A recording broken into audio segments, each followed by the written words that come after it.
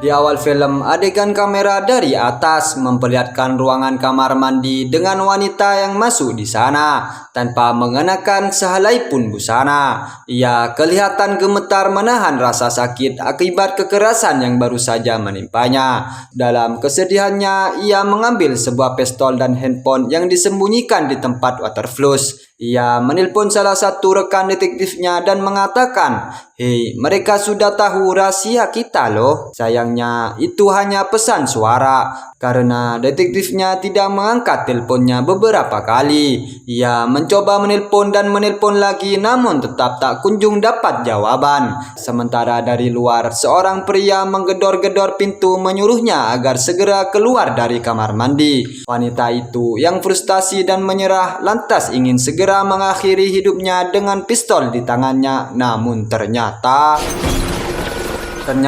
dia bukanlah bunuh diri, melainkan membelok haluan menembak beberapa pria yang berada di ruangan tersebut. Sampai akhirnya ia tertembak di bagian perut oleh seorang pria yang sudah tertembak sebelumnya. Saat ia kehabisan peluru, beruntungnya pria itu sudah koit sebelum sempat menembaknya. Wanita yang ternyata bernama Everly sesuai judul film ini kembali ke kamar mandi untuk memeriksa lukanya. Ia terus berusaha untuk menghubungi sang detektif yang sampai saat ini belum ada kabar. Hingga tak lama kemudian, beberapa ponsel bebengus-bebengus tadi berdering sangat keras dan berisik suara deringnya membuatnya ketakutan karena berasal dari komplotan orang-orang itu. Everly kemudian mengambil HP salah seorang yang tumbang di sofa dan mengangkat panggilan itu. Namun ternyata telepon itu berasal dari orang misterius bernama Taiko, seorang bos Yakuza yang merasa kecewa pada Everly yang telah berkhianat dengan menghabisi seluruh anak buahnya. Taiko mengatakan bahwa dia mengirimkan sebuah hadiah Natal untuk Everly di dalam suatu kotak kardus di atas meja. Betapa terkejutnya Everly karena isi kado tersebut berisi kepala detektif yang ia telepon berkali-kali. Dan tadi Taiko mengancamnya jika ia masih berbuat macam-macam dan mau kabur dari apartemen saat ini ia berada. Lalu Taiko mengatakan akan menghabisi ibu dan anaknya juga sebagai balasan atas perbuatannya. Everly menangis dan memohon agar tidak melibatkan keluarganya. Ia rela dirinya saja yang dikorbankan asalkan ibu dan putrinya selamat. Taiko setuju dan memastikan Everly akan koat di tangannya. Mengetahui dirinya dalam kejaran Yakuza, Everly ternyata telah mencuri uang dari sekelompok orang yang ia bunuh tadi. Dan ia masukkan uang banyak itu ke dalam sebuah tas untuk diberikan pada ibunya. Everly pun akhirnya menelpon ibunya dan menyuruhnya bertemu di sebuah taman. Ibunya kebingungan dalam telepon dan tak mengerti apa tujuan dari sang anak. Bagaimana tidak, karena Everly itu sudah tidak pulang ke rumah selama 4 tahun dan dengan tiba-tiba saja menyuruhnya bertemu. Padahal ia juga sudah mempunyai seorang anak. Saat ini Everly belum bisa bercerita mengenai keadaannya yang sekarang karena ceritanya yang cukup rumit. Saya yakin makin bingungkan kalian sebenarnya apa sih yang terjadi sama Everly ini? Yo, WhatsApp lanjut setelah itu, ia mendengar suara seorang wanita di kamar sebelah berbicara dengan seseorang bahwa Everly saat ini adalah buronan. Siapa saja yang bisa menangkap dan membunuhnya maka akan diberi sebuah imbalan besar.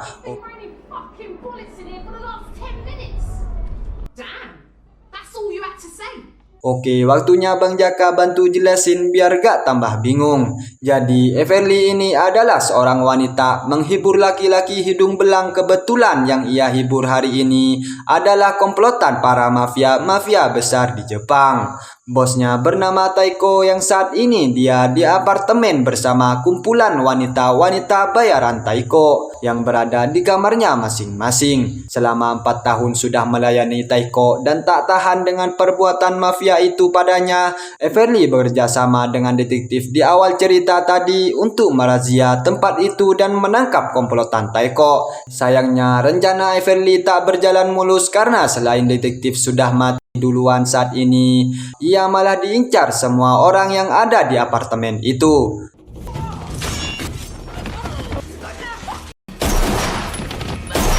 Beruntungnya Everly mampu menembak wanita itu hingga ia meninggoy. Sayangnya ternyata tak hanya wanita tadi yang mengincarnya, karena yang lainnya segera berdatangan memburunya.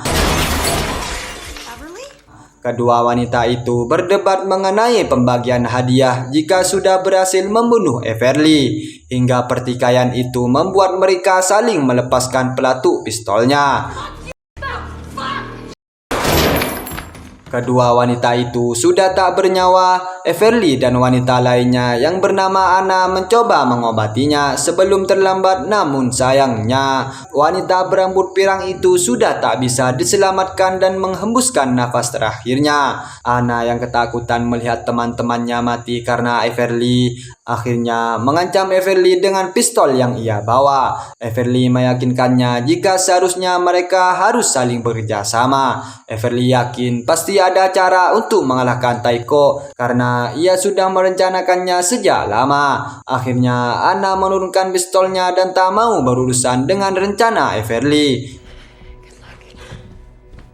Ternyata salah seorang pria di sana ada yang masih hidup dan dalam keadaan sakaratul maut. Pria itu berbicara tanpa menyebutkan namanya, lalu meminta tolong kepada Everly untuk mengambilkan air minum karena ia sudah tak bisa bergerak. Pria itu mengatakan bahwa tak ada jalan keluar dari apartemen itu karena akses keluar masuk sudah dijaga ketat oleh anak buah Taiko. Ditambah ternyata sudah ada anggota polisi yang merazia tempat itu. Namun yakin jika polisi itu sudah disuap oleh Taiko karena para polisi itu mengosongkan gedung dan mengeluarkan orang-orang yang tak ada kaitannya dengan Taiko. Pada waktu itu juga Everly mempersiapkan percobaan kabur pertamanya dengan menyelinap melalui pintu emergensi. Namun Everly gagal keluar karena ketahuan polisi korup itu.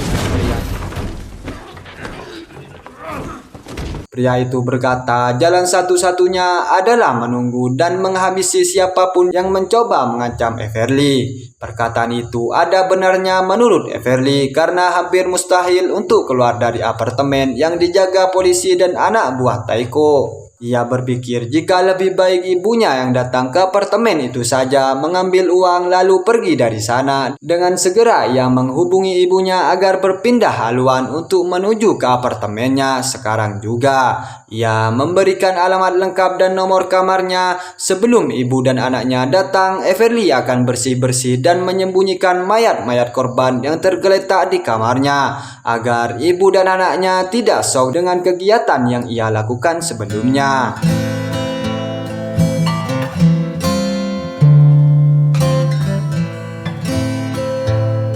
Tidak lama setelah itu, ibunya menelpon dan memberitahu bahwa mereka sudah sampai di lobi apartemen. Everly melihat ibunya di CCTV dan mengatakan lewat telepon bahwa ibunya harus berkunjung ke kamar lain terlebih dahulu agar tak ketahuan bahwa ia adalah ibunya. Beruntungnya tak satu pun anak buah Taiko menyadari jika ia adalah ibu Everly. Dan ketika sampai di lantai 7, salah satu penjaga yang mengantarkan ibunya teringat bahwa Everly adalah buronan bernilai tinggi, lantas ia mengincarnya. Dan akhirnya Everly pun bertemu ibu dan putrinya setelah 4 tahun berpisah. Everly ingin ibunya membawa uang yang telah ia siapkan dan segera pergi dari tempat itu. Namun ibunya ingin berbicara empat mata dan ingin mendengar kejujuran dari anaknya yang menghilang tiada kabar. Sebelum itu ia mencoba mengambil hati anaknya dengan memberikan sebuah boneka Pink Bear. Anaknya sangat senang mendapatkan hadiah itu dari sang ibu. Ibu Everly meluapkan emosi dan unek-uneknya selama ini. Ia stres kepikiran karena Everly hilang tanpa kabar begitu saja dan meninggalkan anaknya juga. Melihat ibunya itu membuat Everly jujur dan menceritakan semua kejadian yang menimpahnya selama 4 tahun menjadi budak seorang mafia. Ia harus memastikan keselamatan keluarganya tanpa ada hubungannya dengan Taiko. Begitu pula setelah ini ibunya harus segera membawa uang dan pergi meninggalkan Everly sendiri. Ibunya tak tahu harus berbuat apa untuk menyelamatkan anaknya. ¿Tienes idea de lo que me has hecho pasar? ¡Ni una llamada me escuchas! Yap, ibunya kaget ketika melihat beberapa mayat tergeletak di bak kamar mandi. Beruntungnya Everly meredam teriakannya. Di saat itu juga tiba-tiba pria yang sekarat tadi akhirnya telah wafat dan menghembuskan nafas terakhirnya. Innalillahi wa inna ilaihi raji'un. Everly dan ibunya mendoakan agar ditempatkan di tempat yang terbaik. Amin. Hingga ketika merenung, mereka tak sadar jika anaknya tidak berada di sampingnya. Ternyata anaknya keluar kamar karena mendengar ada suara anjing menggonggong. Siapa sangka jika di luar sudah ada anak buah Taiko dengan anjing peliharaannya. Everly mengingatkan anaknya agar tidak dekat-dekat dengan orang-orang itu. Bonsai! Ball! Bonsai, no! That's not a ball! Hingga ledakan itu membuat orang-orang yang berjaga di bawah bergegas ke atas untuk menghampiri sumbernya. Agar ibu dan anaknya aman, Everly memohon bantuan anak untuk menyembunyikan mereka. Sementara ia akan melawan orang-orang itu, anak akhirnya setuju karena demi keselamatan anak kecil. Lagi-lagi, Everly berhasil menghabisi orang-orang itu dengan mudah. Dan ketika ia melihat di monitor CCTV di bawah, terlihat pasukan bantuan dikerahkan untuk menangkap Everly. Bersamaan dengan itu, muncullah pria misterius bersama seorang di sampingnya yang dianggapnya budak. Ia mengenalkan diri sebagai Pak Sadis. Ia sadis, lihat aja perlakuannya nanti. Ia yang merupakan bawaan dari Taiko mengincar Everly saat ini. Setelah berbasa-basi memperkenalkan dirinya, ia melepaskan budaknya untuk menyerang Everly.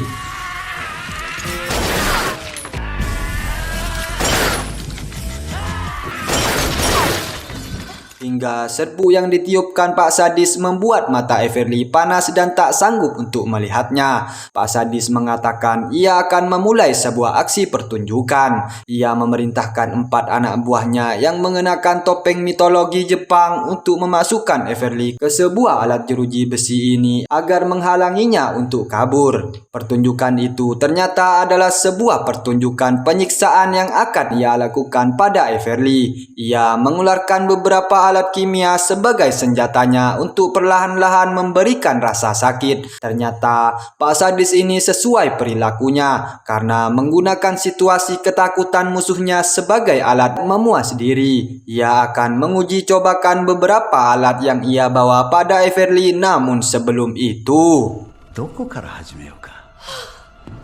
これは恐ろしいやつ。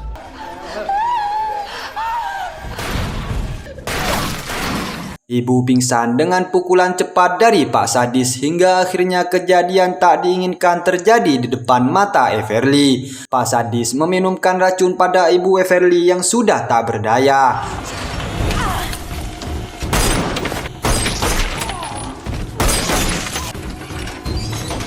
Setelah membalaskan dendamnya secara brutal pada Pak Sadis, Everly juga membantu ibunya untuk memuntahkan racun yang sudah ada di perutnya.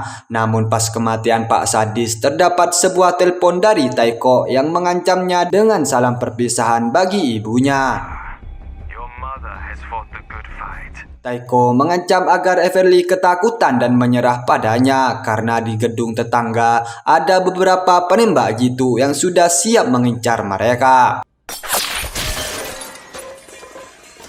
Kali ini sang ibu benar-benar telah tiada sehingga membuat perasaan Everly hancur dan bercampur aduk. Melihat Taiko yang masih berada di seberang membuat kebrutalannya semakin membara. Fuck!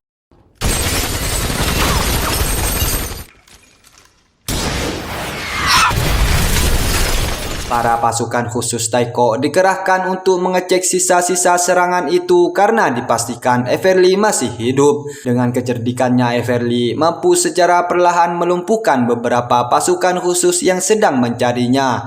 Namun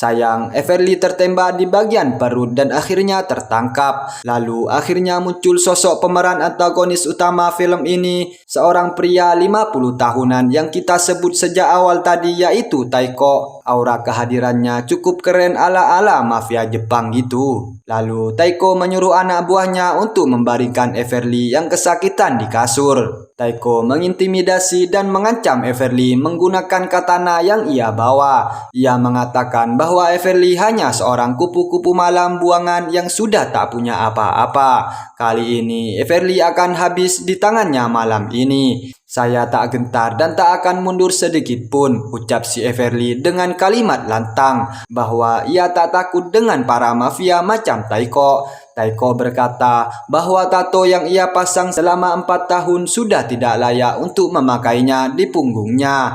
Taiko pun ingin menghapus tato itu, namun bersama dengan itu Everly berusaha mengayuh pecahan kaca yang berada di depannya.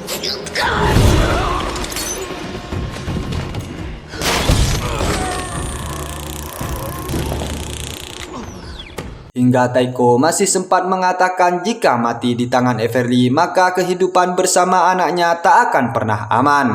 Everly memberinya sebuah pisau agar Taiko gunakan untuk mengakhirinya sendiri. Namun akhirnya musuh utama cerita kali ini berhasil dikalahkan hingga ia tumbang dan pingsan.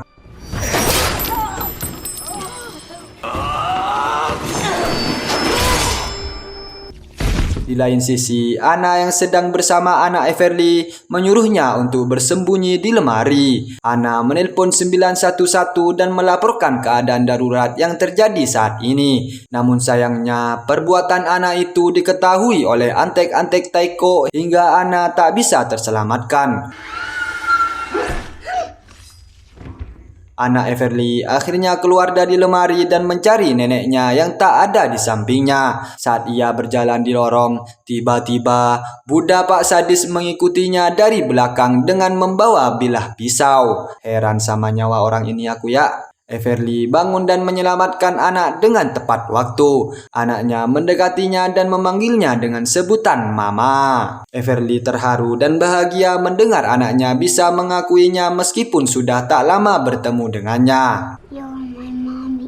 I have your picture in my room. Tak lama kemudian datanglah kepolisian pusat yang masuk ke gedung itu untuk menyelamatkan mereka dan film pun tamat. Ending yang sangat mentakutkan. Cerita ini bisa dibilang happy ending meskipun Everly harus merelakan nyawa sang ibu. Namun setidaknya dia bisa keluar dari lingkaran setan yang terkutuk. Bagaimana pendapat kalian semua tentang film ini, dulur? Apakah membuat hati kalian menjadi tegang atau ambyar? Silahkan komen di bawah ya. Abang sangat putih kayak orang Indiu. Cakep. Saya dari Fari Movie mengucapkan I love you. Gak jelas lu bang.